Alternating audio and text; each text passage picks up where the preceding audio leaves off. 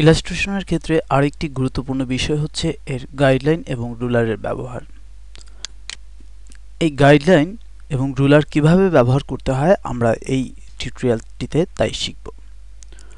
Guideline হচ্ছে আপনি আপনার অবজেক্টকে কোনো একটি নির্দিষ্ট অবস্থানে বা নির্দিষ্ট মাপে বা নির্দিষ্ট অ্যালাইনমেন্টে রাখতে চাইলে গাইডলাইন হিসেবে অর্থাৎ সাহায্যকারী অবজেক্ট হিসেবে এগুলো ব্যবহার করতে পারেন। আর এই গাইডলাইন ব্যবহার করতে হলে আপনার প্রথমে যে কাজটি করতে হবে তা হচ্ছে রুলারকে প্রদর্শিত করতে হবে। এই জন্য ভিউ মেনুর শো রুলার মেনুটি নির্বাচন করুন অথবা কন্ট্রোল আর চাপুন, শর্টকাট কি কন্ট্রোল আর চাপুন। এবার আপনি যেখানে যেখানে গাইডলাইন প্রয়োজন এই রুলার থেকে মাউস পয়েন্টার ক্লিক করে এনে সেখানে গাইডলাইন স্থাপন করতে পারেন। কেন এই গাইডলাইন ব্যবহার করব আমরা এবার একটু তা দেখি। ধরুন আমরা একটি টেক্সট লিখছি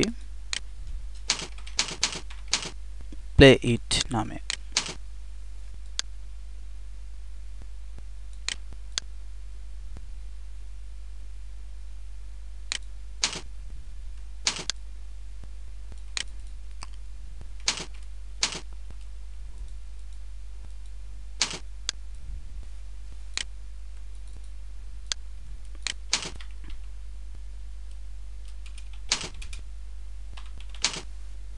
আরেকটি টেক্সট অবজেক্ট তৈরি করছি।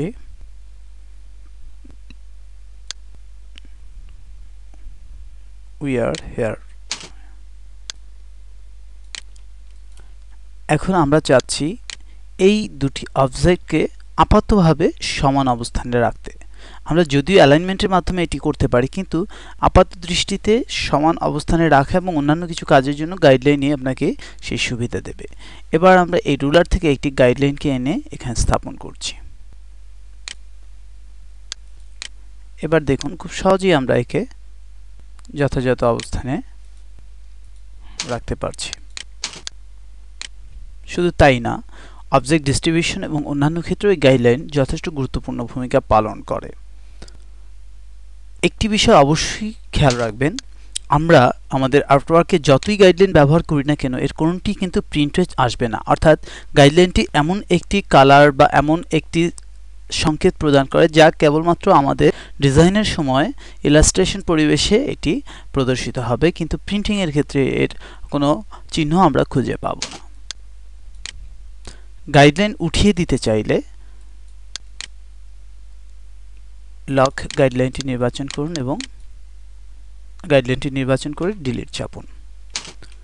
গাইডলাইন স্থানান্তরের ক্ষেত্রে অবশ্যই ওই লক গাইডলাইনটি অফ করে আপনি এটাকে যে কোনো অবস্থানে স্থানান্তর করতে পারেন এবং স্থানান্তর শেষে আবার লক গাইডলাইনটি নির্বাচন করে দিন। কেননা আপনি অন্য কোনো অবজেক্টকে স্থানান্তরের সময় এই গাইডলাইনটি যেন স্থানান্তরিত না হয়, এই জন্য এই লক গাইডলাইন অপশনটি নির্বাচন করতে হবে।